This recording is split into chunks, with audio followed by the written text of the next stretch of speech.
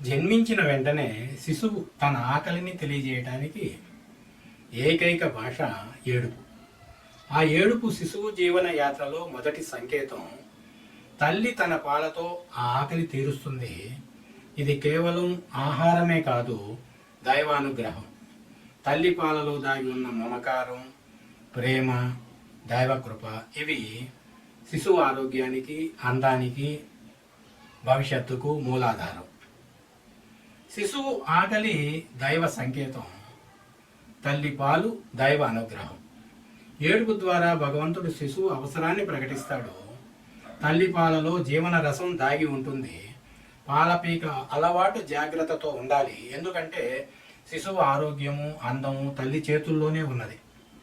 శిశువు ఆకలి వ్యక్తీకరణ అనేది జీవన మౌలికత. శిశువు ఏడుస్తున్నాడు అంటే ఆకలి, భయము, అవసరము అనే సంకేతం.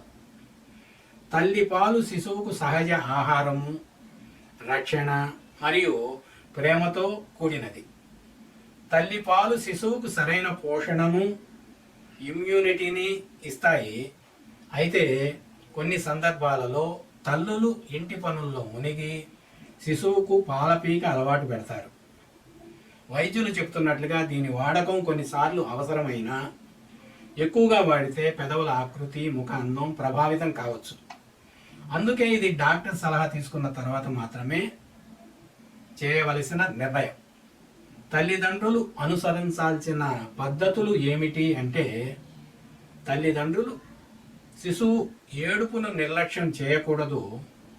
అది సహజ సంకేతం. తల్లి తన పనులు కంటే శిశువు ఆకలిని ముందుగా తీర్చాలి.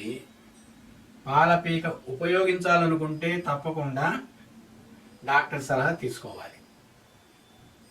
శిశువు అందం, ఆరోగ్యం, భవిష్యత్తు అన్నీ తల్లిదండ్రుల బాధ్యత. శిశువు ముఖ అందం కాపాడటం, శరీర బలాన్ని పెంచటం తల్లి కర్తవ్యమే. ప్రతి శిశువు ఏడుపు సమాజానికి ఒక పిలుపు. ఆకలి, దాహము, అన్యాయం ఇవన్నీ శిశువు ఏడుపులో దాగిన దైవ సంకేతాలు.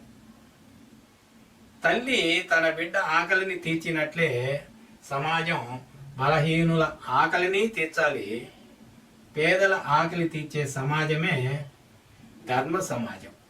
ధ్యానంలో కూడా ఆకలి ఒక ప్రతీక. మన ఆత్మ భగవంతుని కోసం ఆకలితో ఉంటుంది. శరీరానికి తల్లి పాలు అవసరమైతే ఆత్మకు దైవానుగ్రహం అవసరం. ప్రార్థన, జపం, ధ్యానం ఇవే ఆత్మ ఆకలికి ఆహారం. ధ్యానం చేస్తే మనిషి లోపల తల్లి పాల లాంటి శాంతి, పోషణ పొందుతాడు.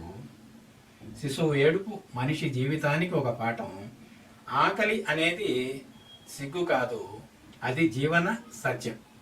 తల్లి పాలు అనేది కేవలం ఆహారం కాదు, అది దైవ ప్రసాదం.